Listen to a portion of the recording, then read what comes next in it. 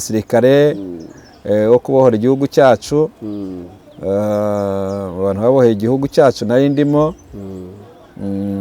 mu byo ngiye kubabwira niho nahuriye nabyo kubw'imbaraga z'Imana nabonye kubw'ububasha bw'Imana nabonye rero gwitanga utizigamye kuko byanze bikunze ubuteganya haba harimo agateganya kuko ushobora kugera ku rugamba ukahagwa cyangwa ukahakirira ibintu ni bibiri kuhagwa cyangwa kwakirira ariko icyangombwa intego nyamukuru ni ukwitanga witangira icyawe cyangwa intumbero y'icyo wenda kugeraho twebwe rero intumbero y'icyo twenda kugeraho kwari aho niho nabonye ukuboko kw'Imana kwamvanye hagati y'abenda kunyica cyangwa se yabashaka kumfata amateko ariko nkabona ukuboko kw'Imana kukamvana aho ngaho niho naboneye imbaraga z'Imana ahandi ho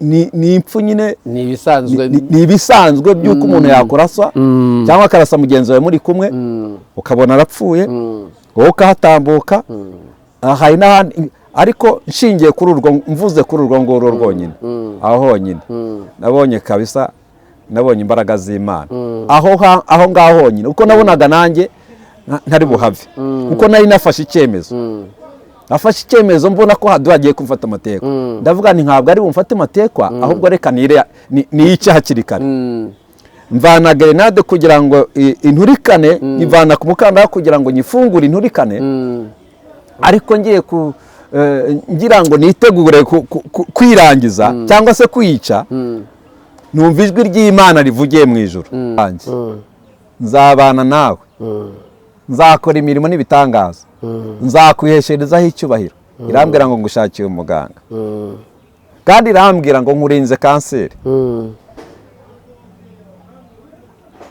ubwo Imana yambwira ngo ndinze kanseri ubwo narinzi ko nta kanseri numva ko yarije ariko Imana yindinze barongera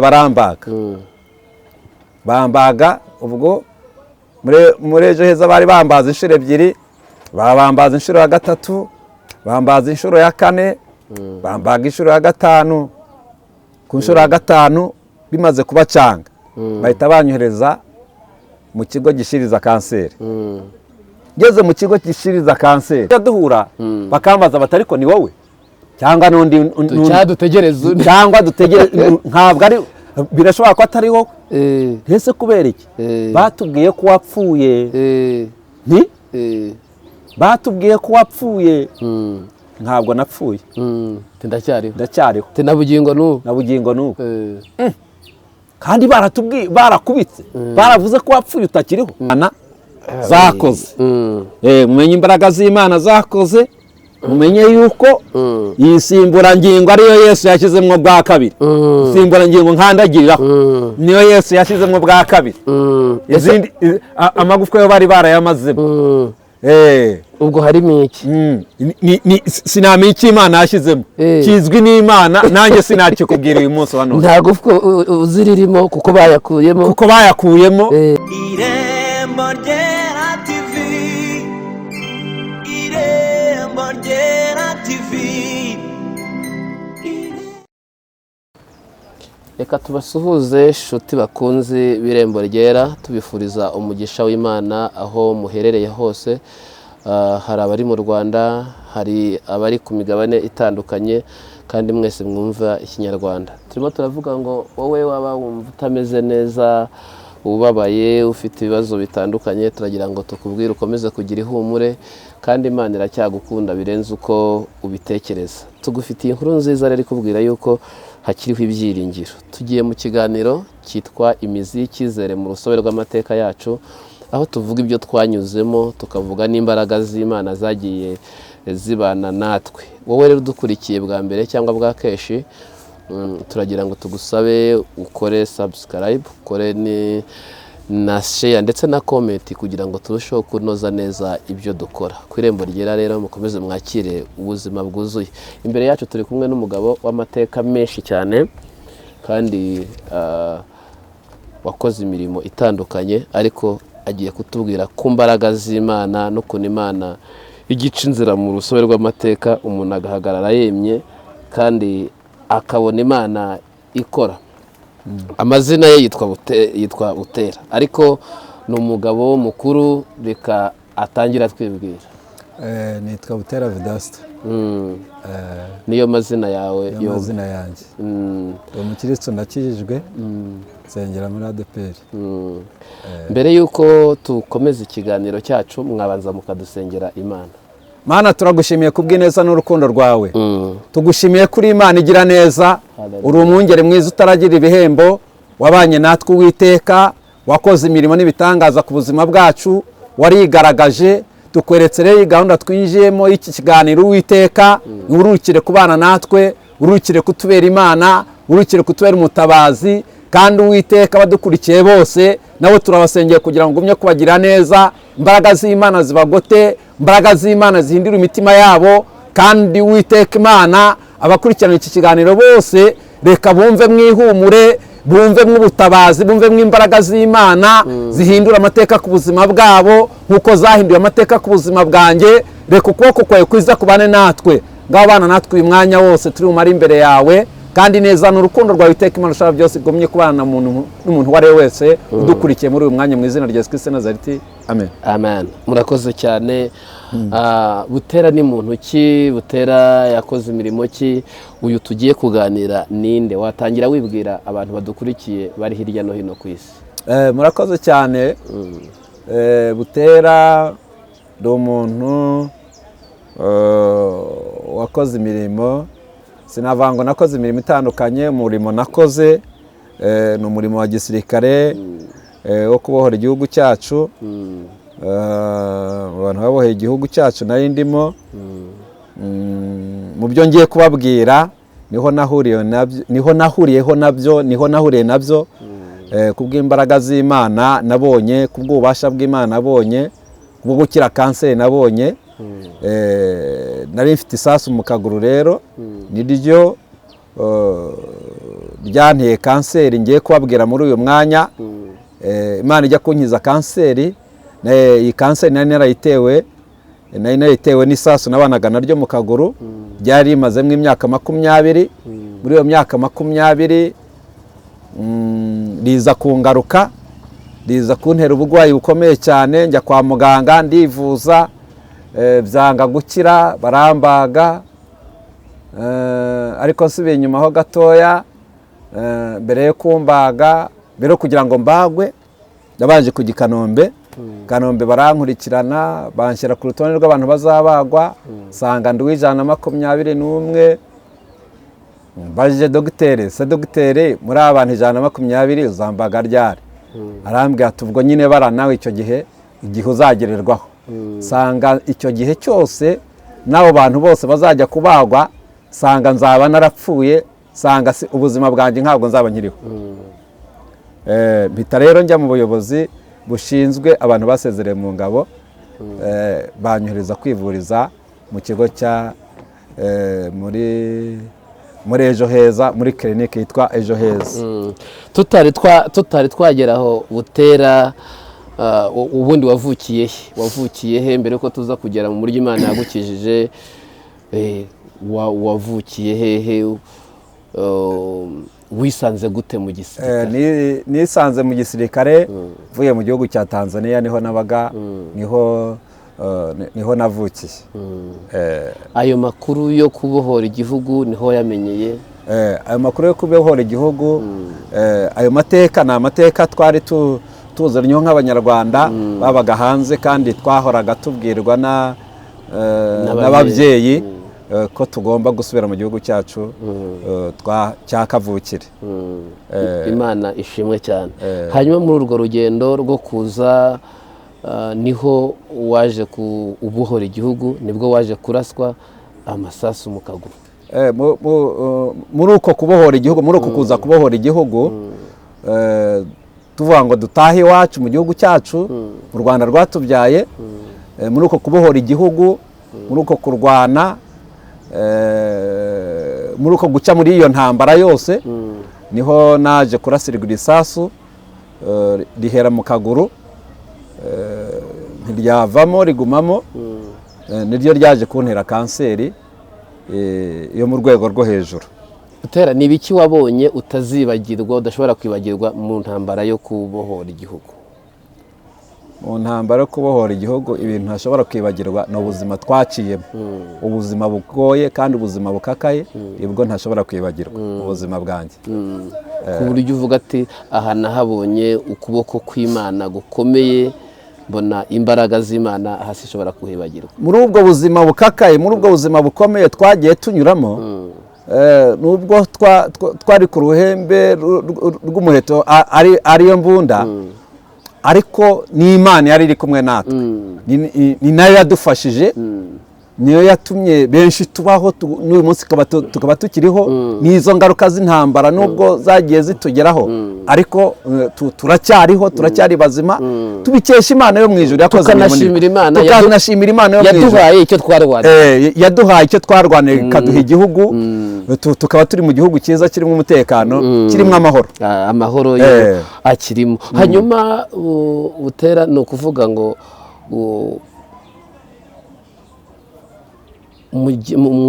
murwana intambara mwarasengaga? Turwaye intambara mwari mufite abanyamasengesho babamo babwira ati igihugu tuzakibaha, cyangwa ari murari y'igisirikare? mwari mufite amasezerano? Mu bantu basenga ni kimwe nuko mu banyarwanda bose, ntabwo abanyarwanda bose ariko basenga, ntabwo ariko basenga. Hari abanyarwanda basenga, hari n'abadasenga bibera aho ngaho, bitavuze ko Imana yibagirira neza. Natwe muri icyo gihe rero harimo abasenga babana n'Imana, bumvise ijwi ry'Imana, bakumva ijwi ry'Imana, bakumva ko byanze bikunze igihugu Imana izakiduha. Nuko Imana yakiduhaye rero, ariko mu bantu bigeze bumvise ijwi, ariko icyo gihe nari mfite ijwi ry'uko Imana izabana nanjye. Wari bwakizwe se? Wakirijwe? Oya, jye ninjiye narakijijwe. Winjiye mu gisirikare ukijijwe? Ninjiye ko nakijijwe, numva nakijijwe mfite imyaka mike nkiri umwana, maze umwaka nkijijwe nibwo nahise ninjira mu gisirikare. Ubwo se ababyeyi baragukundiye wabwiye ko ugiye mu gisirikare? Kuko abantu benshi bazi ko abasirikare badakizwa. Baragukundira, kandi ikintu cya mbere twaharaniraga yari intego yo kubona igihugu, intego yo kubona uburenganzira, kuko aho twari turi nta burenganzira, nta gakondo twari dufite, twaharaniraga gakondo rero. Kandi ayo ni n'amasezerano y'Abisirayeli, amasezerano y'Abisirayeli. Murahatana urugamba, muragira gutya, mubona murarushoje, kandi igihugu turagifite. Tubona turwanya intambara, tubona turarushoje, nubwo hariho byinshi intambara itwara, ariko twabonye igihugu tukibona kugeza uwo munsi wa none. Turacyariho, turabikesha imbaraga z'Imana. Nanone ntabwo twakwibagirwa imbaraga z'Imana zabanye natwe muri urwo rugendo rwose. Ni imbaraga z'Imana. Jye wizera Imana, mbona ko ari imbaraga z'Imana, ntabwo ari imbaraga zacu, ahubwo ni imbaraga z'Imana. Imbaraga z'Imana rero nizo zigikora n'uyu munsi. Ni hehe wageze ukavuga ute aha hakoze imbaraga z'Imana? Wenda haduyi yakuzingiye, ni hehe ushobora kuvuga ati hari ipfu 5 cyangwa 9 ngewe Butera nasimbutse, mbona ukuboko kw'Imana gukoze ikintu? Impfu nasimbutse ni nyinshi, kuko iyo urwaye intambara, icyambere twigishijwe ni ukwitanga. Iyo witanga rero, witanga utizigamye, kuko byanze bikunze ubuteganya, haba harimo agateganyo, kuko ushobora kugera ku rugamba ukahagwa cyangwa ukahakirira. Ibintu ni bibiri, kuhagwa cyangwa kuhakirira, ariko icyangombwa, intego nyamukuru ni ukwitanga, witangira icyawe cyangwa intumbero y'icyo wenda kugeraho. Twebwe rero intumbero y'icyo twenda kugeraho kwari ukubona igihugu cy'Abanyarwanda, Abanyarwanda bakabona uburenganzira. Icyo niyo ntego yacu twari dufite, utitaye yuko wahaburira ubuzima, witaye yuko ugomba kubohora igihugu cyawe cyangwa ukabona gakondo. Iyo niyo ntego. Muri iyo ntambara yose rero, impfuzo zagiye zingarukiraho, impfuzo zagiye zingarukiraho, kuko ntabwo warasa utakurasa.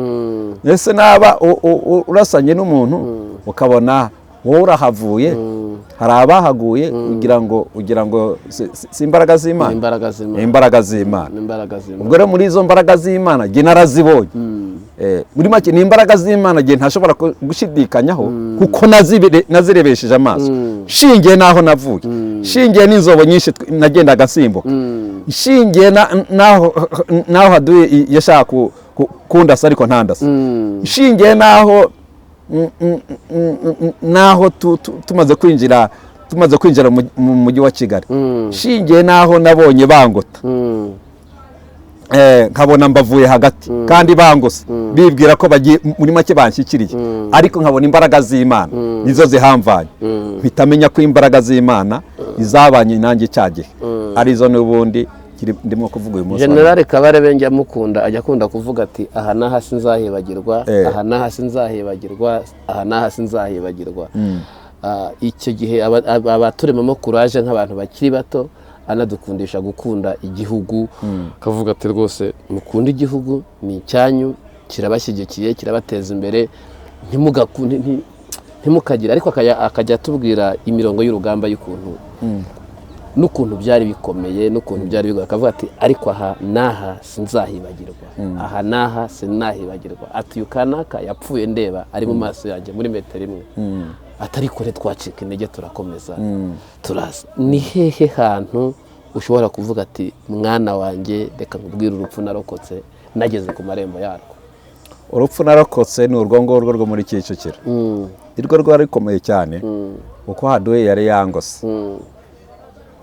Urumva kubona imbunda zikugose bavuga bati tumurase cyangwa tumufate matekwa, aho ngaho niho nabonye hari hakomeye cyane muri Kicukiro, aho niho nabonye ukuboko kw'Imana kwamvanye hagati y'abenda kunyica cyangwa se yabashaka kumfata amateko, ariko nkabona ukuboko kw'Imana kukamvana aho ngaho, niho naboneye imbaraga z'Imana. ahandi ho ni impfu nyine, ni ibisanzwe by'uko umuntu yakuraswa cyangwa akarasa mugenzi wawe muri kumwe ukabona arapfuye wowe ukahatambuka. Hari n'ahandi, ariko nshingiye kuri urwo, mvuze kuri urwo ngoro rwonyine, aho honyine nabonye kabisa, nabonye imbaraga z'Imana aho ngaho honyine, uko nabonaga nanjye ntari buhave, uko nari nafashe icyemezo mbona ko hagiye kumfata amateka, ndavuga nti ntabwo ari bumfate amateka, ahubwo reka niyice hakiri kare. Mvana grenade kugira ngo inturikane, ivana ku mukandara kugira ngo nyifungure inturikane, ariko ngiye ngira ngo nitegure kwirangiza cyangwa se kwiyica, numva ijwi ry'Imana rivugiye mu ijuru iravangwa have butera wikwigirira nabi, grenade nyisubiza ku mukandara, niho naboneye imbaraga z'Imana. Ubwo iyo yari finale yanjye, ariko ntabwo hari kuri finale ku Mana, aho niho imbaraga z'Imana muri metero 5 hafi aho ngaho aduye ahagaze aho ngaho, imbunda ziraho, uvuga ati aho kugira ngo afate anyica ambambye, reka niyice, urupfu n'ubundi rwageze, ubu nurahavuye. Bona ndahavuye, aho niho mbona igitangaza gikomeye cyane cyabaye ku buzima bwanjye. Ikindi gitangaza nicyo cyiki ngiki cya kanseri ngiye kuvuga. Utera waje kurongora ute? Naje gushaka umugore mu mwaka wa 2007 ubwo nashatse umugore, turasezerana mu itorero. Ese ubu wumva gufite umutima w'urukundo ukurikije ibyo bintu wabaga unyuramo mu buzima busanzwe ugerageza kubana n'abantu, ukava muri bwa buzima wari urimo, ugerageza kubuvamo ukajya mu cyiciro cyo kubana n'abantu. Mu buzima bwa gisirikare ubuvamo ukangira ukagira ubumuntu, n'ubumuntu burya buba mu musirikare. Ibyo biciro byombi rero umuntu arabibana kandi abana nabyo. Buriya kubera ko umusirikare abona abantu benshi bapfira mu maso ye, atakaza ubumuntu. Ntabwo atakaza ubumuntu, ntabwo ushobora gutakaza ubumuntu, yumva n'ubundi ntacyo yitayeho, ibyo bindi byo kujya mu rugo ngo agende ngo arakundana n'umugore akumva ntibipfu. Ntabwo bibaho.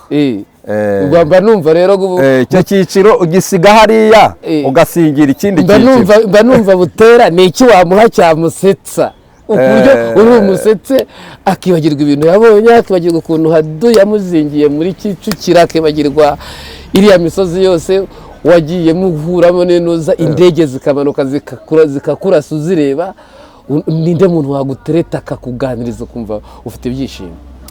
Ibyishimo biraza ariko bitavuze ko wibagirwa aho wavuye cyangwa se aho wabaye cyangwa se mu cyiciro wagezemo cyangwa se mu nzira wanyuzemo cyangwa se urupfu wahuye narwo ukarurokoka. Ibyo ntabwo byibagirwa nubwo umuntu abishyize ku ruhande, ariko ntabwo ushobora kubyibagirwa. Winjira muri cya cyiciro cy'ubuzima busanzwe umuntu wese anyuramo, nacyo ukakibamo, ariko bitabujijwe ko cya cyiciro nanone wabayemo nacyo muri make ubu uri n'undi muntu utunze ibintu byinshi. nk'ubu iyo uryamye mu by'ukuri ugarutse mu nzozi ni ibiki urota? Ibiki ndota? tuvuga ati hari igihe ajya akora za kajugujugu hejuru. Aya burya iyo uvuye mu cyiciro ugiye mu kindi ugerageza ko kwinjira muri icyo cyiciro winjiyemo ukakibamo nacyo. Muri make ni uguhindura ubuzima, twabyita ko ari kuva mu buzima ujya mu bundi. Iyo uvuye mu buzima ujya mu bundi rero uba muri ubwo ngubwo, ariko bitabujije ko wibagirwa nubwo waciyemo. Ntabwo ubwibagirwa. Abadukurikiye turi mu kiganiro imizi y'icyizere mu rusobe rw'amateka yacu, aho tuba turi kuvuga ibintu twagiye duhura nabyo mu buzima, Imana ikagenda isiba impfu igasiba n'inzobo nyinshi z'uburyo butandukanye, ariko uyu munsi tukaba turi bazima. Turi kumwe rero n'umuntu twakwita ko ari umuzingo w'igitabo, akaba yitwa Afande Butera. Ngaho rero Butera, nuko rero bagize gutya barakurashe mu kaguru, isasu rimara imyaka 20 mu mubiri wawe. Barandashe isasu rimara igihe kirekire mu mubiri wanjye. Njya kuryikuzamo nkigendesha amaguru yanjye akiri mazima, nkigenda numva byemera. Barambwira bati ntabwo twari gukuramo, ntabwo twacokoza iryo sasu, ntabwo twarikuramo ritari ryateza ikibazo. Impamvu ni iyi, bangaga ko baricokoza rikazana ibibazo byinshi. Baravuga bati reka turireke, nibura rizabanze riteze ikibazo turikuremo ryateje ikibazo mu mubiri we. Niko gusubirayo rero nyuma y'imyaka 20 subira kwa muganga ryarateje ikibazo mu kaguru kanjye. Kaguru karabyimbye, akibasha guhaguruka, gendera mu mbago. Subira kwa muganga, muganga niko kunshyira ku rutonde rw'abantu azabaga, angira uw'121. Nibwo namubajije rero ntese 121 ubaga bangahe? Ati iyo nkoze cyane mbaga abantu 2. Nuko aho ngaho ndavuga nti iki gihe kizajya kugera, ubuzima bwanjye bwararangiye. Ari akantu ntavuze kare, ntabwo nahise njya muri abantu bashinzwe abantu basezereye mu ngabo, ahubwo nahise njya gusenga Imana. Nahise njya gusenga Imana, njya gusenga amasengesho y'iminsi 3. Imana irambwira ngo mwana wanjye, nzabana nawe, nzakora imirimo n'ibitangaza, nzakwihesherezaho icyubahiro. Irambwira ngo ngushakiye umuganga, kandi irambwira ngo nkurinze kanseri. Ubwo Imana yambwira ngo ndinze kanseri, ubwo narinze ko nta kanseri, numva ko yarije ariko Imana yindinze. Ndagenda rero nsubira i Kanombe, njya gushaka abantu badushinzwe, babwira ikibazo cyanjye, bahita banyandikira igipapuro kinjyana aho bita muri Ejo Heza, muri clinique yitwa Ejo Heza. Muri Ejo Heza maze kuhagera, dogiteri waho witwa Dominiko aba ampaye gahunda, arambwira ati ejo uzagaruke nkubage. Bwarakeye nsubira yarambaga, Imana ibana nanjye mpamara amezi 2 ariko nahamaze amezi 2 ndi mu mubabaro ukomeye. Nari mbabaye cyane, umubiri warandyaga kubera iyo kanseri. Uwo mudogiteri rero apima kanseri arayibura. Mbaho ngaho ndivuza biranga ku buryo hari n'umudamu umwe wankurikiranaga aho ngaho muri Ejo Heza. Yageze ahambwira ati bute ati ndabona ibintu byawe binyobeye. Kuki uhorana umubabaro kandi tugukurikirana uko bukeye n'uko bwije, biterwa n'iki? Ati ndabona uburwayi bwawe buncanze. Hanyuma yaho rero nibwo naje kwimuka muri Ejo Heza. Ndavuga ntereka njye Kanombe ndebe yenda ko hari icyo bankorera. Nsezera muri Ejo Heza subira Kanombe, njya kwivuriza Kanombe. Ngeze Kanombe babanza gupima kanseri, bansangamo kanseri. Nanga kwemera ko mfite kanseri kuko muri Ejo Heza bari bayipimye bayibuze. Nanga kubyemera, mbwira muganga nti ibi bintu mumbwiye ntabwo ari byo. Muganga ahita anyandikira arambwira ngo subira jyaho bita Midihiri Kimihurura, ugende bagupimire bagucishe muri MRI, niho uri buzana igisubizo cyizewe. Ndagenda njya Kimihurura mu Bahinde bapima kanseri. Bapimye kanseri ciye muri MRI, igisubizo kiza kivuga ngo mfite kanseri yo mu rwego rwo hejuru y'amasaso.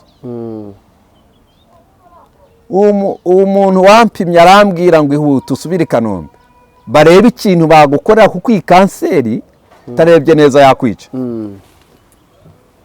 Nuko mpita nihuta rero nsubira Kanombe. Kanombe barongera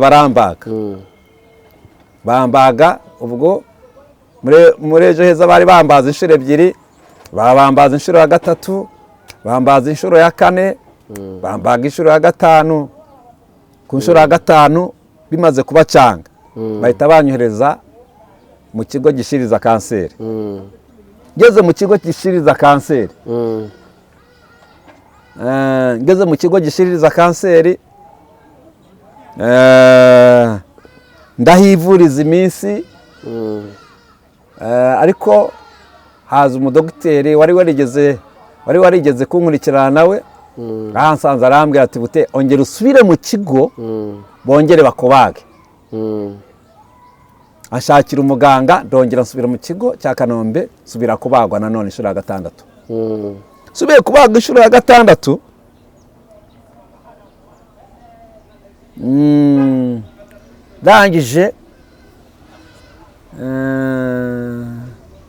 ndangije mbwira umudogiteri wankurikiranaga. Ndamubwira nti dogiteri wambabera agaruka kancira ko maze igihe mbabara. Ni kumabaro wandenze ko mubaro wanjye numva kubambaza igihe kirekire ko amagufwa abaye mazemo, wambabera akagaruka kancira. Dogiteri arambwira ati ntabwo ntabwo rwose agaruka we nagace. Abadogiteri bagukurikiranye ni benshi, abakuvuye ni benshi, atari sigiye ntabwo giye nakwigiriza nkana ngo cyahaguruka. Ati nanjye ndongera nkubage nkuko bakubaze, ndongera nkorogoshere nkuko bakorogoshoye. Arambwira ati kandi nubwo nagaca ntabwo naba nkuyemo kanseri. Ati nubundi kanseri yahita izamuka ntitubashe kuyikurikirana. Yego. Nuko abarambazi rero ageze ku iseta arambaga, amaze kumbaga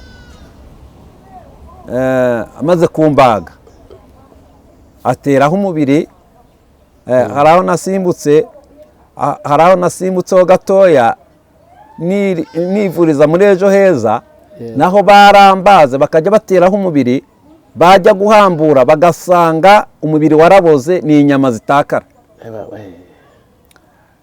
Bateraho umubiri bajya guhambura iminsi bagennye bagasanga ni inyama zitakara, bikabacanga.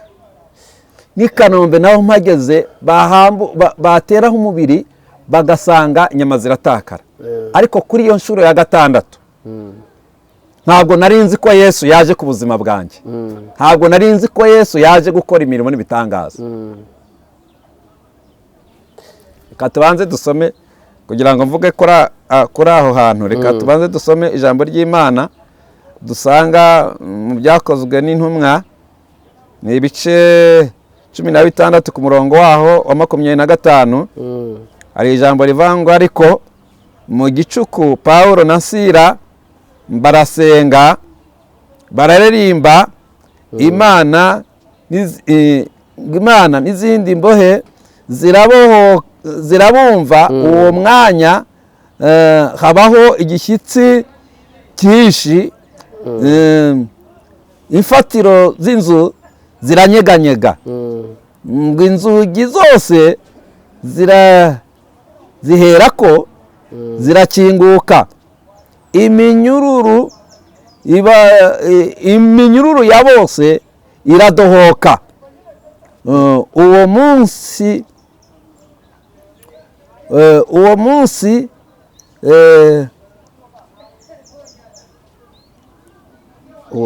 murinzi arakanguka, abonye inzugi z'imbohe zikingutse, agira ngo imbohe zacitse, ngo akura inkota ye, nuko agiye kwiyahura Pawulo avuga n'ijwi rirenga ati, wikwigirira nabi, twese turi hano, twese turahari.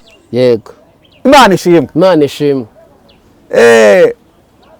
Cyo soma iri jambo ndagira ngo mvuge ku mbaraga z'Imana iz'abantu batizera, iz'abantu batigeze bamenya ko ari zo zijya zihindura ibintu. Pawulo na Sila iyo bataza kwizera Imana,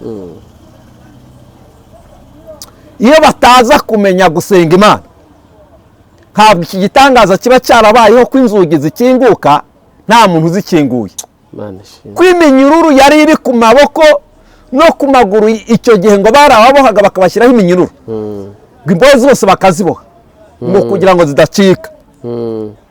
Ngo ariko bahura n'igitangaza, ngo imbaraga z'Imana zimanutse, ngo iminyururu yose yari ibafashe ku maboko no ku maguru, ngo iminyururu iradohoka, ngo ibava ku maboko ibava ku maguru.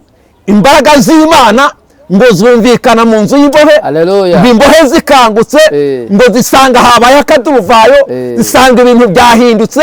Kumbi n'imbaraga z'Imana zari zahageze, zari zaje gukora ku mbohe, zari zahurujwe na Pawulo na Sila, ngo biramenyekana muri iyo nzu y'imbohe, ngo bamenya ko imbaraga z'Imana zahageze. Imana ishimwe cyane. Amen. Hari imbaraga z'Imana zijya zikora ikintu, hari imbaraga z'Imana zijya zibohora. Izo mbaraga z'Imana nizo ndimo kuvuga nonaha. Izi mbaraga z'Imana nizo zangezeho nanjye abaganga byarabananiye, nizo zangezeho nanjye abaganga byarabacanze, nizo zangezeho nanjye abaganga bavuga ngo ni ukugira ngo iminsi ya Butera yiyongere, ni ukugira ngo iminsi y'icumi. Ariko Imana iyo yaje, imbaraga z'Imana iyo zaje, ahubwo zitanga ubuzima bwo kubaho igihe kirekire, ntabwo zitanga iminsi yo kugira ngo iminsi y'icumi. Imana ishimwe cyane, dushimiye Imana. Muri ako kanya rero akimara kumva imbaraga z'Imana zari zahageze kuri iyo nshuro ya 6, imbaraga z'Imana zari zahageze. Dogiteri yakoze ibye, aragenda ajugunya ku gitanda, aravuga ati reka turindire turebe, dutegereze icyo Imana izakora, dutegereze icyo Imana izakora. Urumva nabo ntabwo kuko ubushobozi bwabo buba bwararangiye. Iminsi yakwicuma bati turebe ko iminsi yakwiyongera, apfe ntawe yitakanye, nibura apfire kwa muganga. Hari igihe bavuga bati apfire kwa muganga, ntacyo tumujyana apfire kwa muganga. Nuko ariko muri icyo gihe abantu benshi nahuye nabo, abo nahuraga nabo baravugaga bati Butera byararangiye, Butera yarapfuye. Batese azize iki? Batazize kanseri. Abo nkubitanye nabo bati uracyariho, kandi baratubwiye ko wapfuye, baratubwiye ko ugiye kwicwa na kanseri. Ndacyariho Butera, ntacyo nzaba. Bati ko batubwiye ko ufite kanseri. Nuko komeje kumva amajwi menshi yuko abantu bamenye ko mfite kanseri. Ntangira kwiheba, ntangira kuvuga nti nta gukira kwanjye kuriho. Shitani atangira kunyongora ati burya ntabwo uzakira. dushingiye shitani aramubwira ati nshingiye kuri kanseri ufite ntabwo uzayikira. niyo Imana yagukiza kanseri y'amasasu n'abaganga bakubwira bati ni kanseri yo mu rwego rwo hejuru. N'abashinzwe gukurikirana kanseri bavuga bati niyo mu rwego rwo hejuru uzayikira gute? Nanjye nirebyeho ko nsanga nzapfa. Uwo nkubitanye nawe ati bute ati hangane wezwe rwose wezwe kuko ntabwo uzakira kanseri ntabwo igikira. Bo bambwiraga ko kanseri itagikira. Wihangane wezwe maze uzigire mu ijuru, ibyo mu isi byo urumva ntabwo uzabibona, wihangane uzigire mu ijuru. ati ijuru niryo ryawe, ijuru niryo usigaranye, ibyo mu isi byo byarangiye. Twese ko numva nta muntu ukira akaruru utega ko umuntu wese ambwira ko ngiye gupfa, aho kuko singiye gupfa. Hanyuma rero nza guhura n'umuntu yego arambwira ati bute ati ihangane rwose, ati sinigeze ngusura, ihangane ariko namenye ibyawe, bambwiye ko ufite kanseri yo mu rwego rwo hejuru, ariko ni wihangane wezwe rwose, wezwe neza ku gato no ku kanini, dore ugiye gupfa, nibura uzigiriye iherezo ryiza. Maze uzigiriye iherezo ryiza, cyo nkwifuriza no kugira iherezo ryiza. Wakoreye Imana Butera turabizi, ariko wezwe neza uzigire mu ijuru. Ndavuga nta badayimoni ntabwo nzabakira tu. Burya rero iyo utihaye morale nta wundi muntu uguha morale. twihumurije nta wundi muntu waguhumuriza muri iyi si. Iyo umuntu abonye akabazo ahita abona ko kakurangije, abona ko nta kindi cyagukiza, aravuga ati birarangiye. ati igare rye ni iri ngiri, igare ryo ryamanutse, igare rya Butera ryamanutse. Nuko bavuga bati igare ryawe ryamanutse rero nta kuntu rizasubira ritakujyanye. Koko igare ryanjye ryaramanutse, soko Butera koko ngiye gupfa.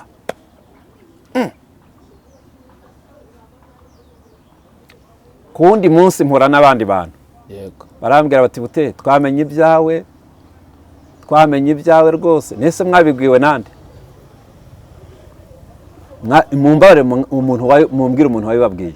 Bambwira umuntu wabibabwiye, Sangano wa hafi yanjye, ntabwo ndi mumuvuge. Sangano wa hafi yanjye. Barambwira bati rwose yatubwiye ukuntu umeze, yatubwira uburyo umeze, yatubwira twumva uri mukeya, nta minsi yo twumva rwose nta minsi ufite, ariko wezwe neza. Ndabumvira nanjye sinzi ahantu ayo magambo yavuye. Mpita mbabwira ngo jyewe uwabwiye ko mfite kanseri ko igiye kunyica, jye nta kanseri ifite. Bati jye nta kanseri ifite, batuvuze ngo iki? Nta kanseri ifite. Umuntu wabitubwiye se aratubeshya. Mumenye ko nta kanseri ifite. Ati kandi wabitubwiye ari umuntu wawe, kandi wabitubwiye ari umuntu wa bugufi bwawe, kandi ari n'umurwaza wawe. Kuki utubwira ngo nta kanseri ufite? Bitambwira nti mwakira ibyo mvuze jyewe wivuye mu kanwa kanjye. Ibyavuzwe n'undi ibyo biramureba. Jyewe nta kanseri ifite. Bati nta kanseri ifite. Bati Imana ishimwe. Ariko nubwo bavuga ngo Imana ishimwe, wowe wari ubizi ko nyiryamanye. Jye nari mbizi ko nyiryamanye. Nubwo bavuga ngo Imana ishimwe, ntabwo babyemeye. Ntabwo bigeze babyemera.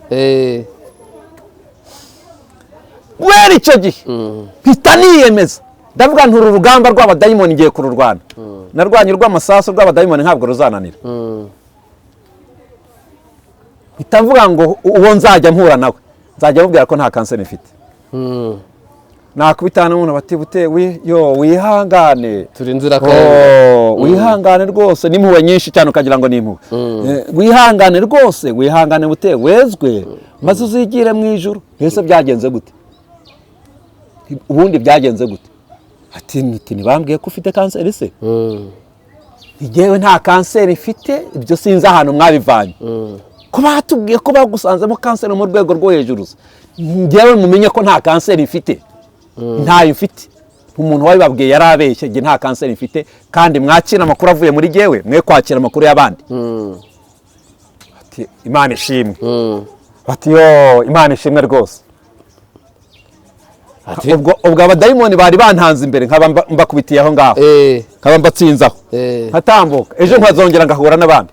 Bati yo mukozi w'Imana, Imana ishimwe, twamenye ibyawe rwose, twamenye ibyawe, batubwiye ko ufite kanseri kugiye kukwica, ahubwo twari tuzi ko wapfuye, twari tuzi ko wapfuye none uracyariho. Ese ibyo bintu mwabibwiwe nande? Rwose batubwiye ko byarangiye, ufite kanseri mu rwego rwo hejuru, rwose wihangane, wezwe mukozi w'Imana, wezwe nibura uzigirira iherezo ryiza, uzigire mu ijuru, kuko nubwo utabona ibyo mu isi, nubwo utabona ibyo mu isi rwose, ariko mu ijuru rirahari. Ijuru rirahari rwose. Tunganya ibyasigaye bidatunganye. Ibyasigaye bidatunganye bitunganye, maze uzigire mu ijuru. Habwa ntigewe nta ibyo by'ijuru, ibyo byo kumbwira ijuru ndabizi ko ndifite, Imana yararinyemereye, ariko si iry'uyu munsi. Gewe nta kanseri mfite, mwe kumbwira ngo ngiye kwicwa na kanseri, ngiye nta kanseri mfite. Imana irambwira ati mwana wanjye, nubwo warwanyije abadayimoni, ariko nje kwigaragaza ku buzima bwawe. Amen. Irambwira ngo mwana wanjye, nje kwigaragaza ku buzima bwawe, nje kwigaragaza ku buzima bwawe, nje kugukiza kanseri kugira ngo abantu bamenye ko ndi Imana ikora imirimo n'ibitangaza. Nje kugukiza kanseri kugira ngo abantu biyongere bizere imbaraga z'Imana. Amen. Amen. Amen. Nje kugukiza kanseri, Amen. nubwo wabuze gihumuriza ukihumuriza, ariko nje kugukiza kanseri. Amen. Ariko iyo umubiri ukurya ntabwo wizera imbaraga z'Imana. Amen. Yo. Iyo umubiri ukurya ntabwo wizera imbaraga z'Imana. Wizera akanya gato, mu kandi kanya ukabisiga aho ngaho. Iyo Imana ivuganye nawe ubisiga aho ngaho, mu kandi kanya ukabura byibagiwe, ukibagira ko Imana yavuganye nawe. Ntambutse aho ngaho rero, niho naboneye ukuboko kw'Imana muri iyo nzira. Bamaze kumbaga inshuro ya gatandatu, ndakumva. Bamaze kumbaga inshuro ya gatandatu, dogiteri ashyize ku gitanda, ategereje iminsi 17 kuko azaza guhambura akareba uko bimeze. Agarutse ku munsi wa 16, asanga Imana yakoze imirimo n'ibitangaza mu kaguru kanjye. Ahambuye asanga umubiri warafashe. Aravuga ati bute kanga kurebe. Hese ndebe iki? Ati kanga kurebe. Ndebye nsanga umubiri warafashe. Ndavuga nti Imana yakoze igitangaza. Nahoraga ku miti ya kanseri. Ubwo nari ndyamye aho ngaho, kubera kurya imiti ya kanseri igihe kirekire, kubera no guharana ububabare bw'igihe kirekire, nubwo nari ndyamye aho ngaho ububabare bwari bwarashize, njye ntazi ko ububabare bwashize, njye ntazi ko kanseri yakize. Mu bitekerezo byanjye nari nkiyumvamo umubabaro, mu bitekerezo byanjye nari nkiyumvamo kanseri, kandi Imana yaramaze kuyijyana. Dogiteri ahita ambwira ati ngiye kugukurikirana, menye ibi bintu byawe uko byifashe. Kuko ibintu byari byarananiranye, ngiye kumenya ukuntu byifashe. Arankurikirana, ukwezi kurashira. Gushize abona umubiri urakomeye, arambwira ati tahira. Ati tahira uzagaruka nyuma y'ibyumweru 2 uzufata igisubizo cya kanseri. Ntaha rero mu gihe natashye ari muri corona. Natashye mu gihe cya corona. Mu gihe cya corona nibwo natashye, ndagenda mara ibyumweru 2. Subiraho gufata igisubizo cya kanseri.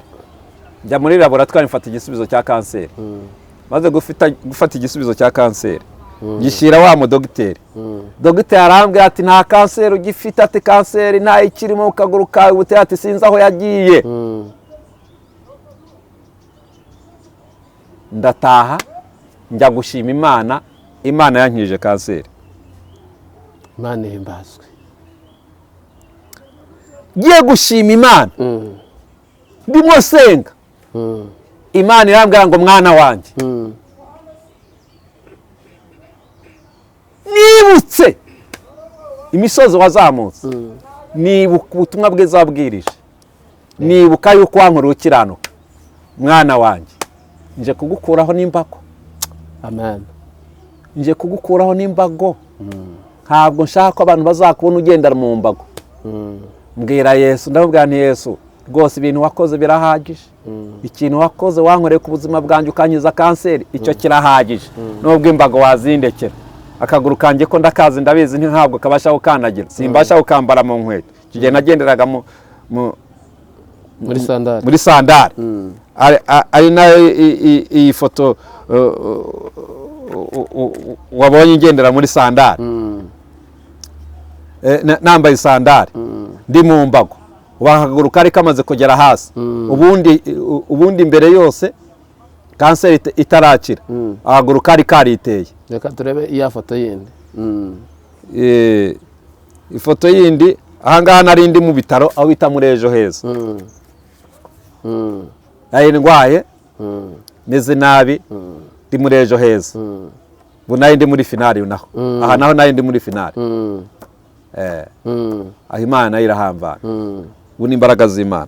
Amen. Imana irambwira ngo mwana wanjye nzakuvana muri izo mbago kugira ngo abantu bamenye ko ndi Imana ishobora byose. ntabwo uzagumya ugendera mu mbago.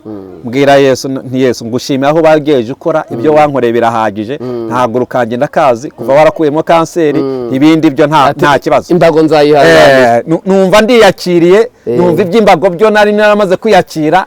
icyangombwa nuko wankije kanseri.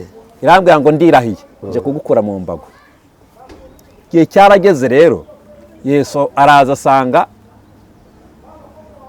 ahantu nari negetse imbago ndi mu nzozi. araza azikubita urutugu arazegura. ngenda mukurikiye ndavuga nti wa mugabo ko njyaniye imbago uzijyanye hejo nzagendera muke. arambwira ngo ahita ahindukira arandeba arambwira ngo genda ubwire abantu ko ndi Imana ikora imirimo n'ibitangaza. ijambo rikomeye yarambwiye ngo ndi Imana iri mu kazi. urabyumva? arambwira ngo ndi Imana iri mu kazi. genda ubwire abantu ko ndi Imana ikora imirimo n'ibitangaza. abizeraga n'abatizeraga ubabwire ko ndi Imana yo kwizerwa. ubabwire ko ndi Imana ikora imirimo n'ibitangaza. ubabwire ko ndi Imana ihindura ibyanze guhinduka. ubabwire ko ndi Imana itanga ubuzima. Imana ishimwe. bwarakeye mpita nkandagiza amaguru yanjye numva amaguru yanjye arakomeye. imbago nzisiga njya kuvuga Yesu mu rusengero. njya kubwira abantu Yesu wankuye mu mbago wankije kanseri mu rusengero. ati mundeke mvuga Imana. mundeke mvuga Imana rwose. ahantu nagiye kuvuga Yesu kuri uwo munsi ni ahantu nari narakandagije ibirenge nari narigeze mpagarara mu mbago najyaga kubwiriza ndi mu mbago. iyo navaga mu bitaro najyaga mu murimo w'Imana ntitaye ku burwayi nabaga mfite. iyo nabonaga gange nkasohoka mu bitaro nahitaga njya mu murimo w'Imana havuga Yesu kandi meze nabi ndi mu buribwe. nsubirayo rero nsubirayo kuko nari narahanyuze ndi mu mbago bampa ijambo akaguru gatendetse mu mbago mbwiriza ndi mu mbago. nsubira kubabwira Yesu wankuye mu mbago. nsubira kubabwira Yesu wankije kanseri. guhera uwo munsi wa none Yesu arambwira ati mwana wanjye ndirahiye nje gukora n'ibindi bidasanzwe ku buzima bwawe. Yesu arambwira atumva nge ubu ngubu tuvugana uzasubire n'i Kanombe bagukuremo bya byuma bagushyizemo batazitwaza ngo ni ubushobozi bwawe cyangwa n'ubwenge bwawe. uzagende babigukuremo mwana wanjye bamenye ko ndi Imana ishobora byose. mu gihe ngitindiganya nkandagiye numva haguru biranze. ndavuga nti nanze kumvira Imana nsubira i Kanombe. ndagenda ndavuga nti ndashaka munkuriramo ibyuma bati gute wasaze. turabona usigaye ugenda neza ahubwo ni ukubera ibyo byuma. turabona usigaye ukandagira neza usigaye wambara inkweto nta mbago ukigenderamo none ngo tugukuremo ibyuma. ndavuga nti nimunkuremo ibyuma ndumva nshaka ko mubikuramo. ukabahisha ko ariko Imana yakubwiye. Mbahisha ko ariko Imana yambwiye, sinabwiye ko ariko Imana yambwiye, kuko urumva hari igihe baba batizeye, hari igihe baba batizera ibintu uba uvuga ntabwo bashobora kubyumva, kandi nta muntu burya abantu bose ntibabihuza n'imibare yabo, ntabwo babihuza n'imibare yabo. Nuko birangiye rero barambwira bati taha uzagaruke ejo, ahari babaye nk'abangerageza kugira ngo bari bazi ko ntazagaruka, bati taha uzagaruke ejo, nk'aho bakambwira bati genda ubanze ubitekerezeho. Nuko ubwo mba ndatashye, maze gutaha bwarakeye mpita ngaruka, ndabwira ndashaka mu binkuramo.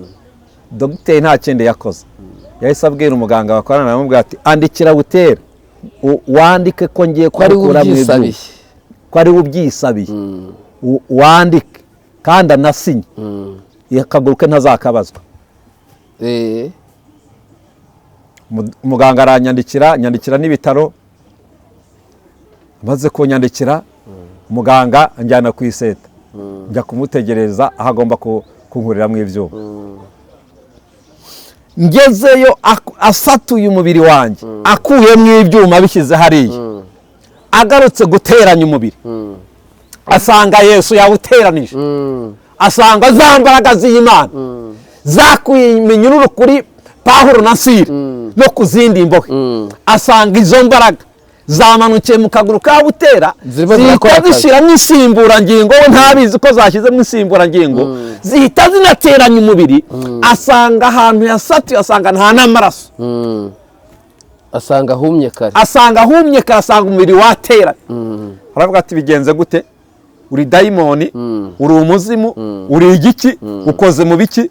Imbaraga z'Imana. Yesu uri muri jyewe n'ukoze ibi ngibi ubonye. Ngo Yesu Yesu uri muri jyewe n'ukoze ibi ngibi ubonye. Ati Yesu uri muri jyewe n'ukoze ibi ngibi ubonye. Mugabo aranyitegereza, ati ngo ucanganyukirwe, ahita abwira umuganga bakorana, aramubwira ngo sigana na Butera, ngo ubwo sinzi icyo uri bumugenere, ngo agende yigendeye. Nyuma cye byari bimucanze, iby'Imana byari bimucanze. Sigana n'umuganga arambaza ati ariko ubundi Butera usengera he? Urasenga? Ntindasenga. Urasenga? Ntindasenga. Ese byagenze gute? Imana yankije kanseri, ntabwo ari kunanirwa guteranya umubiri. Gukiza kanseri no guteranya umubiri si gikomeye niki? Gikomeye no gukiza kanseri, kandi kanseri yo mu rwego rwo hejuru, kanseri y'amasasu. Kanseri y'amasasu nkabwikira. Yego. Kanseri bayafashe amagufwa irihuta cyane. Kanseri y'amagufwa irihuta cyane.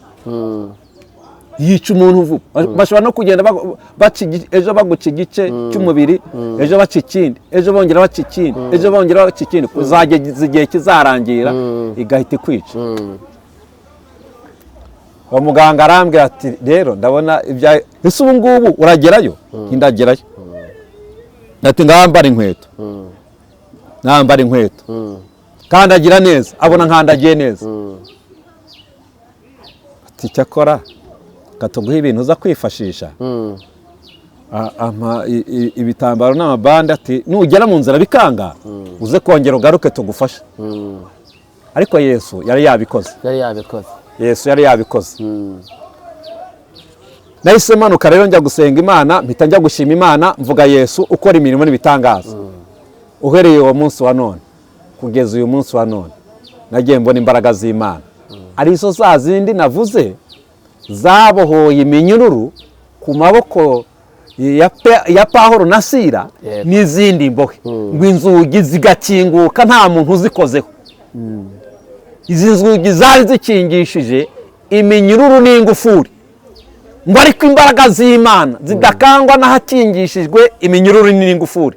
Imbaraga z'Imana ziraza zikingura iminyururu n'ingufuri, inzugi zirakinguka. Ngo abasirikare bari barinze izo mbohe, ngo barebye ngo basanze inzugi zikinguye nta wazikozeho, nta muntu wabatwaye imfunguzo, ngo baratangara, ngo bashaka kwiyahura, ngo kugira ngo batagirirwa nabi, n'ababatumye gukora ako kazi ngo ariko Pawulo na Sila ngo bavuga ijambo rikomeye ngo babwire umuyobozi umwe wayoboraga abo bantu ngo baramubwira bati wikwigirira nabi kuko twebwe turahari. Ni ibimenyetso by'imbaraga z'Imana kugira ngo namwe mwizere ngo uhereye uwo munsi ngo abo barinzi b'imbohe ngo bahita bapfukama ngo barabasengera nabo bakira Yesu nk'umwami n'umukiza. Imana ishimwe cyane. Turavuga imbaraga z'Imana zakoze imirimo n'ibitangaza. Haleluya. Zakije kanseri Butera. Jye muhagaze uri imbere yanyu, jye murebesha amaso uyu munsi. Ibyo mvuga ntabwo ari ibintu nihangishamo. Mbereka n'ibimenyetso bigaragaza izo mbaraga z'Imana zakoze ku buzima bwa Butera, zigakora ku kaguru ka Butera, bakaba bataragaciye, abandi barwara kanseri amaguru bakayaca, ejo bakongera bakayaca, kuzageza igihe batazaba bafite naho bakurikira bagikata. Ariko jyewe Butera ndacyariho, ndacyavuga imbaraga z'Imana arizo zizi ngizi zakoreye kuri Butera, zakoze imirimo n'ibitangaza, zinkiza kanseri ariko kaka kaguru kabereke neza. Kankabereke neza umenye imbaraga z'Imana zakoze. Mumenye imbaraga z'Imana zakoze, mumenye yuko iyi simburangingo ariyo Yesu yashyizemo bwa kabiri. Simburangingo nkandagiriraho niyo Yesu yashyizemo bwa kabiri. Izindi amagufwa yo bari barayamazemo. Ubwo harimo iki? Sinamenye icyo Imana yashyizemo, kizwi n'Imana, nanjye sinakikubwira uyu munsi wa none. Nta gufwa uziririmo kuko bayakuyemo. Urumva ni imbaraga z'Imana. Byakeye mu gitondo kimwe usanga ukuguru kwegeranye. Bwakeye mu gitondo kimwe, ahubwo kuri uwo munsi bakuramo ibyuma byabo, ntabwo ari mu gitondo kimwe. Kuri uwo munsi bakuramo ibyuma byabo, kuko nayo nagenda babwira nti nimukuremo ibyuma byanyu, kandi nibyo byari bikagize. Urumva nibyo byari bigafashe. Na dogiteri impamvu yavuga ati ushobora kuba wasaze, yari afite ishingiro kuko yari azi yuko nta magufwa arimo. Aravuga ati ninkuramwa ibi byuma se harakandagiza iki? Ibyo byarumvikanaga. Ariko mu gihe amaze kubikuramo, Imana yahise sinzi ibyo yacometsemo uko byari bimeze, kuko na dogiteri nawe byaramucanze. Ati ninde ubasha guteranya umubiri nta muntu uwuteranije? Ahantu dusatuye ninde ubasha kuhateranya nta muntu uhateranije? Ko narinje kuhateranya niki kihateranije? Niho yavugiye ngo uri dayimoni, uri umuzimu, bigenze gute? Urumva nawe byari byamucanze. Ni ibintu byari byamucanze, ubwo yari ayoboye uko bigenze. Iyo bapimye babona harimo iki? Nturasubira ngo bapime barebe bavuga ati ikintu cyafatanyije aka kaguru. Ibyo ngibyo Yesu abikora, ntabwo nakongera gusubira kwa muganga ngo ngiye kubarushya ngo nimwongere mupime ngo mundebere ngo. Icy'ingenzi ni uko nakize. Icy'ingenzi ni uko navuye mu mbago, nkaba ntakandagirira mu mbago, nkaba nkandagiza akaguru kanjye Yesu yashyizemo insimburangingo. Ubwo se icyo atakoze ni iki? Imana ihimbaza. Urumva icyo atakoze ni iki? Ubwo rero ni imbaraga z'Imana. Kuko ni ibintu utabwira abantu ngo babyumve. Kandi abantu benshi uzarebe n'abantu bagendera mu mbago kenshi na kenshi, burya nubwo bagendera mu mbago ariko baba bafite amagufwa. Bishobora kuba ari imitsi runaka, cyangwa se byaragenze hari ukundi kuntu byagenze, ariko amagufwa barimo, cyangwa barashyizemo tije gutyo. Ariko jyewe urumva nagiye ayo matije, urumva naragiye nyikuzamo, ndabwira nti musubirane byanyu.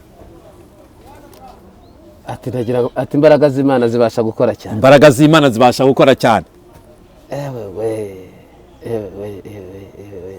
Urumva imbaraga z'Imana zakoze cya gihe kuri Butera, uyu munsi wa none nizo zigikora.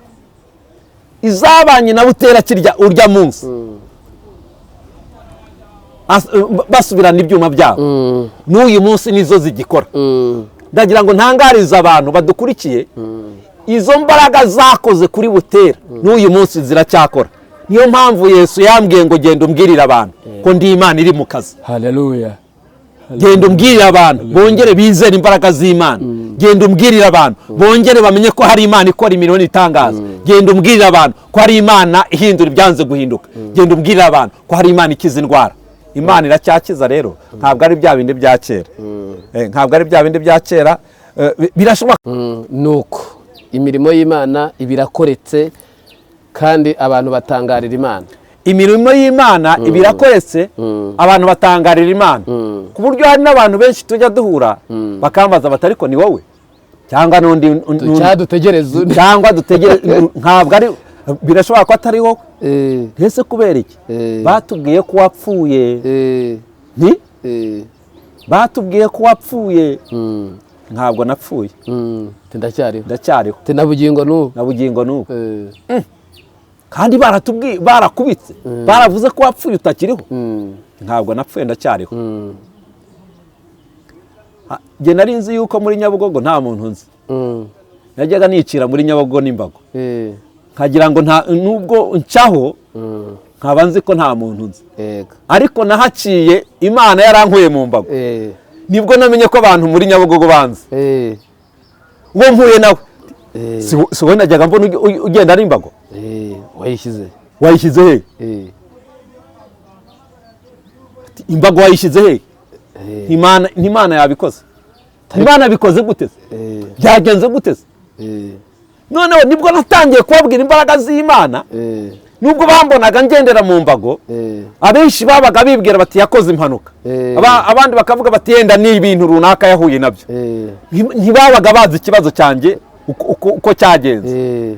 Noneho nababwira uko byagenze, nababwira yuko Imana yankijije kanseri, kuko batari bazi ko narwaye kanseri. Bakavuga bati bwa bundi nuko byari bimeze. Abwa ni nuko byari bimeze. Bati yo dushimiye Imana yo mu ijuru. Ku buryo iyo nacaga muri Nyabugogo, iyo nacaga muri Nyabugogo, abantu baherezaga Imana icyubahiro. Ahantu nacaga hariho hose baravuga bati duhereje Imana icyubahiro, bute Imana yaragukijije, duhereje Imana icyubahiro, Imana yarakoze, tuyishire. Kumbi nubwo bayihereza icyubahiro, ariko ntibari bazi ikibazo mfite. Bambonaga mu mbago nibyo, bakambona ndi umuntu ugiye gupfa nibyo, ariko batazi ikibazo cya kanseri nari mfite. Nababwira ko ari ikibazo cya kanseri, bakavuga bati yo bwa bundi nuko byari bimeze, nuko byari bimeze. Ndagira ngo mbwire abantu badukurikiye, hejuru y'aho abantu bavuga ngo byararangiye, hari ijambo rivuga ngo niho bitangiriye. Imana ihimbazwe, Imana ihimbazwe. Hejuru y'aho bavuga ngo byararangiye, hari ijambo rivuga ngo niho ubuzima buba butangiriye. Imbaraga z'Imana niho ziba zitangiriye gukora. Iyo mpamvu uyu muntu wari uryamye ku kidendezi, ubutumwa bwiza bwa Yesu uko bwanditswe na Yohana, uyu muntu yari aryamye ku kidendezi muri bice bitatu, ngo yari yarategereje uwamurengera yaramubuze, yarategereje uwamugirira impuhwe yaramubuze, ategereje nibura uwaza kumujugunya mu mazi nk'uko abandi babajugunya mu mazi. Marayika yabaga ageze mu kidendezi, nibura bagakira indwara iyo ari yose babaga bazanye, ngo ariko we ntiyari afite n'umuntu wamugirira n'impuhwe. Ngo ariko igihe kimwe Imana ititaye ku mubabaro, ntabwo Imana ijya yita ku mubabaro twagize, ititaye ku mubabaro yari yarahuriye nawe muri iyo myaka yose 38. Imana ititaye kuri uwo mubabaro, Imana idashingiye kuri uwo mubabaro, ngo Imana iraza. Yesu araza ngo amusanga kuri icyo kidendezi, ngo aharyamye, ngo hamaze imyaka 38, yarabuze uwamugirira impuhwe. Ngo ariko Yesu uwamugirira impuhwe, kuko yari yarabonye abantu batamugirira impuhwe, ngo ariko Yesu uwamugirira impuhwe, niyo mpamvu Yesu atugirira impuhwe, abantu batatugirira impuhwe, Yesu watugirira impuhwe. Imana ishimwe ko hari Imana itugirira impuhwe abantu badutaye. Imana ishimwe ko hari Imana itugirira impuhwe abantu batuvuyeho twageze mu kibazo. Burya abantu bashobora kukuvaho, wageze mu kibazo abantu bakakuvaho cyane. Ntagiye niwongera kuguhamagara kuri telefone cyane, ntagiye niwongera kukubaza ngo umeze ute cyane. Urumva bavuga bati n'ubundi byararangiye, ko n'ubundi se byararangiye, n'ubundi byararangiye cyane rwose. Ariko Yesu yarebye ko aho hantu bavuga ngo byararangiye, Yesu niho agusanga akavuga ati mwana wanjye humura, akakuzanira ihumure, akakubwira ngo humura ndacyari kumwe nawe, akakubwira ngo humura ndi Imana yawe, akakubwira ngo humura ndacyakora imirimo n'ibitangaza. Abantu bagira ihumure ry'uko Imana igikora imirimo n'ibitangaza, Imana ihimbaza, kandi abazizera Imana bose bazayibona. Icyambere ni ukwizera Imana. Icyambere abantu bongere bagarurira agaciro Imana. Abantu nibagarurira agaciro Imana, Imana izakora imirimo n'ibitangaza, Imana izabarengera. Niyo mpamvu tugiye gusenga kugira ngo abantu bose bizere Imana. Muri bisengesha abantu bizere Imana, bizere Imana ikora imirimo n'ibitangaza. Nanjye nizeye Imana ikora imirimo n'ibitangaza, iraza irandengera, iraza ikora imirimo n'ibitangaza, ikiza agasuzuguro k'ubuzima bwanjye, ikiza urupfu abantu bavuga ko namaze kwinjira mu rupfu kera, iraza ikuraho urupfu, iraza ikuraho amagambo abantu bavuze ko butera byarangiye. Nubwo byaba abantu nubwo baba baravuze kenshi bakavuga ko byarangiye, ariko hari Imana iza gushyiraho ubuzima, hari Imana iza guha umuntu ubuzima, hari Imana iza gukora imirimo n'ibitangaza, hari Imana iza kubaka umubiri w'umuntu. Nubwo umubiri ukugeza kuri finali, umuntu akagera kuri finali umubiri ukamurya akabura kirengera, no gutaka ntabagitaka. Muri make niyo mpamvu Bibiliya yavuze ngo intwari ngo zijya zitaka ngo zinyinyiriwe. Hari igihe nk'abantu bajya batakira bagatakira mu bwihebe n'ahantu umuntu atabasha gukura undi, ariko aho ngaho Imana iba ihari. Njya nkunda kubwira abantu ngo aho ngaho Imana iba ihari, aho abantu batari Imana iba ihari, aho utaka wenyine Imana iba ihari, aho uri mu mubabaro wenyine ntugire ngo uri wenyine, Imana iba ihari. Ni Imana ikora imirimo n'ibitangaza. Imana ndimo kubwira abantu, twakabaye tubaye tukivuga ibya Saduraka na Meshaki na Abedenego, buryo bakize itanura ryaka umuriro, uko ngo bizeye Imana, nabo bizeye Imana. Baravuga ngo babwira umwami ngo twebwe Imana yacu yadukiza itanadukiza, cyambere nuko tuyizeye. Ngo bizera Imana, ariko mu rundi ruhande rumwe baravuga bati nubwo itadukiza, nubwo itaza ngo idukize, ariko turayizeye. Twebwe tuyizeye nk'Imana ishobora byose, turayizeye. Ngo Imana yumvise ayo magambo y'abo bagabo batatu, ngo imaze kubumva, ngo irururuka ngo ibana nabo mu itanura ryaka umuriro. Ngo bamaze kubajugunyamo, ngo Imana iraza irihindura amazi, itanura umuriro ntiwagira icyo batwara, bawuvamo bemye, ngo nta n'agasatsi ko ku mutwe wabo kigeze gapfuka cyangwa se ngo gatwikwe n'umuriro. Ni ukubera imbaraga z'Imana. Ariko uyu munsi wa none yewe butera ndihamiriza yuko izo mbaraga z'Imana nazibonye, izabo bagabo ba Saduraka na Meshaki babonye, nanjye nizo nabonye, nanjye nizo nabonye, nanjye nizo zabanye nanjye, nizo zakoze imirimo itangaza, nizo zankuye mu mfu zitandukanye, nizo zankuye mu rupfu nabonaga rwangezeho, ubuzima bwarangiye, ngiye kwicwa na kanseri, mbona byarangiye, ariko Imana niringiye, Imana nizeye, Imana akoreye, iravuga ngo mwana wanjye ndacyari kumwe nawe. Abantu bizera Imana ko Imana ikiri kumwe nabo. Tugiye gusenga. Amen. Tugiye gusenga. Karibwira Imana. Mbere yuko usenga twagira ngo bari badukurikiye mubahe nimero yanyu, bashobora gukenera kubahamagara, mwabanza mukabaha nimero mbere yuko tubashyira imbere y'Imana, kugira ngo n'uyu urwaye, n'uyu ubabaye, n'uyu utekereza ko bitashoboka yongera ahure n'Imana imugarurire icyizere. Reka ntange nomero yanjye kugira ngo uwampamagara afite umubabaro, nubwo ntigeze mbona umpumuriza muri icyo kibazo, ariko jyewe Imana yampaye guhumuriza abarwayi. Yarambwiye ngo uzasengera abarwayi, kandi nzajya nuruka nkora imirimo n'ibitangaza. Umuntu wese uzizera imbaraga z'Imana akahamagara nkamusengera, akizera Imana ikora imirimo n'ibitangaza, yankije kanseri, nawe indwara iyo ariyo yose yaba afite izakira. Ngiye gutanga nomero yanjye. Nomero yanjye ni 83 yego 63 yego 71 8. Nongere nyisubiremo, ni 83 63 71 8. Iyo niyo nomero yanjye. Tugiye gusenga Imana. Tugiye gusenga Imana. Umuntu wese udukurikiye yizera Imana ikora imirimo n'ibitangaza. kandi umuntu wese ufite uburwayi uyu mwanya tugiye gusengera abarwayi, tugiye gusengera abarwayi bizera Imana bakore ku burwayi bwabo. Umuntu wese arambura ikiganza ku burwayi aho arwaye indwara iyo ari yo yose, nta ndwara Imana itabasha gukiza. Abantu babanze bize mbere na mbere, babanze bizera imbaraga z'Imana. Imana iracyakora imirimo n'ibitangaza. Yarambwiye ngo ndi Imana iri mu kazi. Ugenda ubwira abantu ko ndi Imana iri mu kazi, ko ndi Imana ihindura ibyanze guhinduka, ko ndi Imana itanga ubuzima. Imana itanga ubuzima, mugire Imana icyizere. Mana turagushimiye. Haleluya. Cyambere tugushimiye ubanye natwe muri iki kiganiro. Kuba dukurikiye bose bari bateze amatwi bakurikiye iki kiganiro, ariko turabasengeye. Tubasaba imbaraga z'Imana, zimwe zikora imirimo n'ibitangaza, zimwe zavanye Lazaro mu rupfu zigatanga ubuzima kuri Lazaro. Uwiteka, izi mbaraga zatuye kuri abantu badukurikiye, zatuye ku buzima bwabo.